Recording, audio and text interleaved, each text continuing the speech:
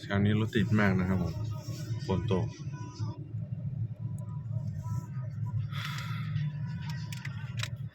อยู่แถวอำเภอเมืองลำพูนนะครับนี่ไปรับลูกชายมาจากสถานีรถไฟเชียงใหม่สเกลเกอร์ยี ไม่รู้เสียงกันนะ อืม เสียงยังออกนะ โอ้ยเมื่อไหร่กูจะได้ไปวะเนี่ยเกินชั่วโมงวะเนี่ยอยู่เนี่ย ขยับไปทีละนิดทีละหน่อยเพราะมันไฟเขียวน้อยเดียวไง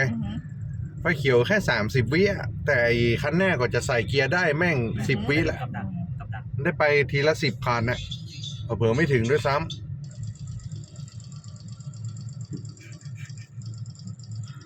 ตีจุก เนี่ยแต่ก่อนเราส่งแต่แล้วกลับมาเส้นนี้นะกูง่วงก็ง่วง นี่ตัวถามว่าทำไมถึงกลับมาช้านี่ไง